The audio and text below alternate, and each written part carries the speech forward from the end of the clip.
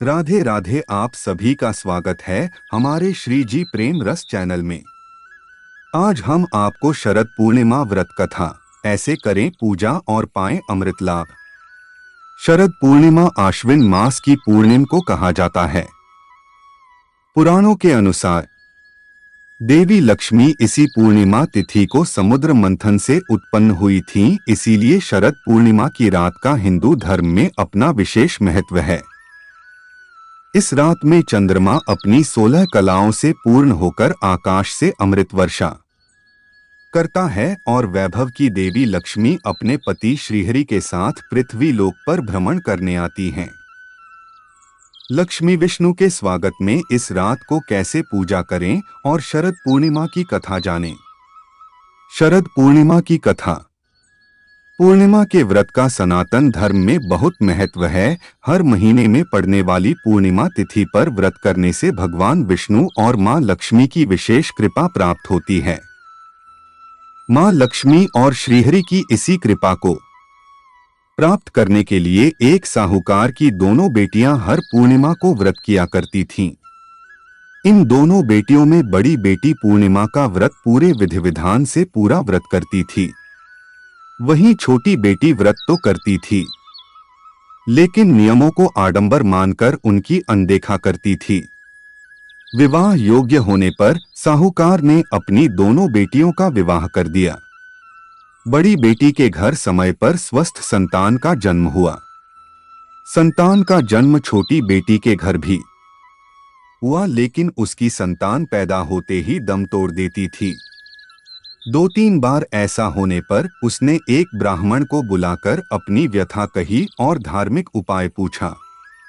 उसकी सारी बात सुनकर और कुछ प्रश्न पूछने के बाद ब्राह्मण ने उससे कहा कि तुम पूर्णिमा का अधूरा व्रत करती हो, इस कारण तुम्हारा व्रत फलित नहीं होता और तुम्हें अधूरे व्रत का दोष लगता है। ब्राह्मण की बात सुनकर छोटी बेटी ने पूर्णिमा व्रत पूरे विधि विधान से करने का निर्णय लिया, लेकिन पूर्णिमा आने से पहले ही उसने एक बेटे को जन्म दिया। जन्म लेते ही बेटे की मृत्यु हो गई। इस पर उसने अपने बेटे शव को एक पीढ़े पर रख दिया और ऊपर से एक कपड़ा इस तरह ढक दिया किसी को पता न चले। फिर उसने अपनी बड़ी बहन को बुलाया और बैठने के लिए वही पीढ़ा दे दिया। जैसे ही बड़ी बहन उस पीढ़े पर बैठने लगी, उसके लहंगे की किनारी बच्चे को छू गई और वह जीवित होकर तुरंत रोने लगा। इस पर बड़ी बहन पहले तो डर गई और फिर छोटी बहन पर क्रोधित होकर उसे डांटने लगी कि क्या तुम मुझ पर बच्चे की हत्या का दोष लगाना चाहती हो? मेरे बैठने से यह बच्चा मर जाता तो? इस पर छोटी बहन ने उत्तर दिया, यह बच्चा मरा हुआ तो पहले से ही था दीदी, तुम्हारे तप और स्पर्श के कारण तो यह जीवित हो गया है। पूर्णिमा के दिन जो तुम व्रत और तप करती हो, उसके कारण तुम दिव्य तेज से परिपूर्ण और पवित्र हो गई हो। अब मैं भी तुम्हारी ही तरह व्रत और पूजन करूंगी। इसके बाद उसने पूर्णिमा व्रत विधि पूर्वक किया। इस व्रत के महत्व और फल का पूरे नगर में प्रचार किया। जिस प्रकार मां लक्ष्मी और श्रीहरि ने साहूकार की बड़ी बेटी की कामना पूर्ण कर सौभाग्य प्रदान किया, वैसे ही माता लक्ष्मी नारायण हम पर भी कृपा करें।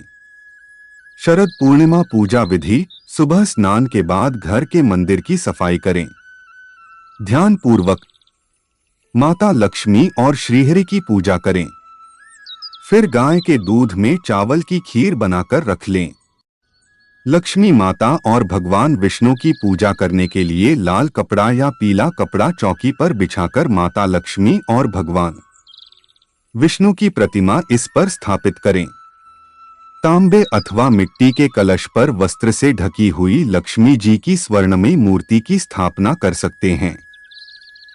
भगवान की प्रतिमा के सामने घी का दीपक जलाएं, धूप करें। इसके बाद गंगाजल से स्नान कराकर अक्षत और रोली से तिलक लगाएं। तिलक करने के बाद मीठे से भोग लगाएं। लाल या पीले पुष्प अर्पित करें। माता लक्ष्मी को गुलाब का फूल अर्पित करना विशेष फलदायी होता है।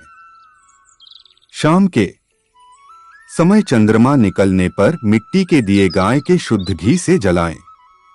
इसके बाद खीर को कई छोटे बर्तनों में भरकर छलनी से ढककर चंद्रमा की रोशनी में रख दें।